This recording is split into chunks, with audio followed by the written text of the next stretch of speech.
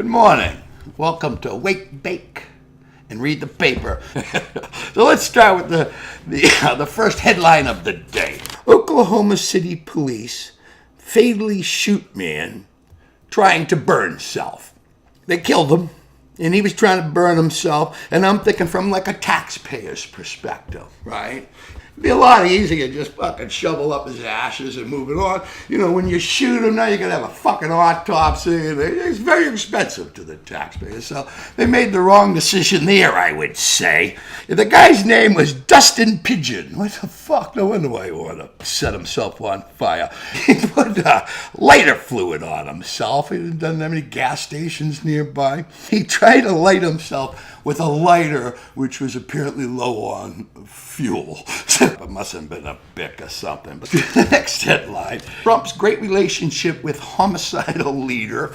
I really enjoy a headline like that. Finally, on that Asian trip, he found time to meet with his favorite dictator / brutal ruler, Putin. And it's been reported that at one time they were seen making out. I mean, literally swap and spit, the two of these fuckers. It's further reported Putin is sexually harassing Trump, trying to force him, have Trump give him a blowjob. That's what he's doing. Those sources are not credible yet, but they may be. And you know, Putin, he's like to be in charge in that relationship.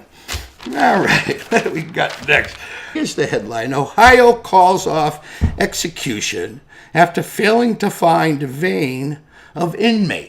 So this fucking guy, we talked about him before. He's the guy, they got him a pillow because they went through the dry run, and he was uncomfortable. They got him a fucking pillow, so that was good.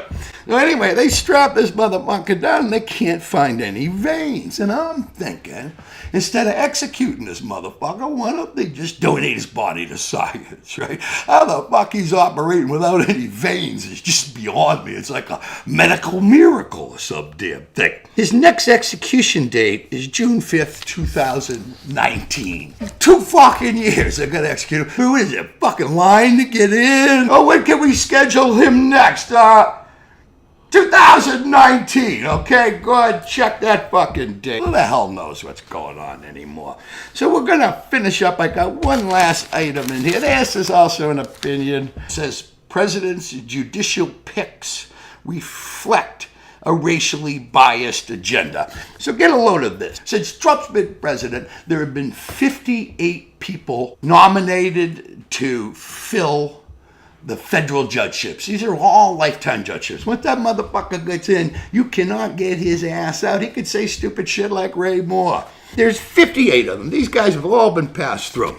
Here's the breakdown. 3 Asian Americans, probably guys that couldn't get into medical school. We got 1 Hispanic. I don't know where they found this fucking guy. Probably, as Trump likes to say, Puerto Rico. And they found 1 African American. So there's 58. We got 3, 1, and 1, 5. 53 of these people, you want to take a guess? White people. You know, if you were to ask Trump, you know, how do you defend these kind of numbers, this racial bias on its face? Well, I got Ben Carson. You know, he's a well-respected surgeon who's now in charge of housing and urban development. That's a good fucking job for a guy who's a renowned surgeon. Let's put him over there in HUD. Or you could point to Omarosa. So Omarosa, she was also a reality TV person, just like Trump was before he became president. She was basically a conniving bitch. That was what she was known for. There's tape to show it. She's always backstabbing. She's a key counselor to Trump, and now he's got 2 black people. But past that, I think you'd find it pretty skinny on the roster. All right, thanks so much. Over and out.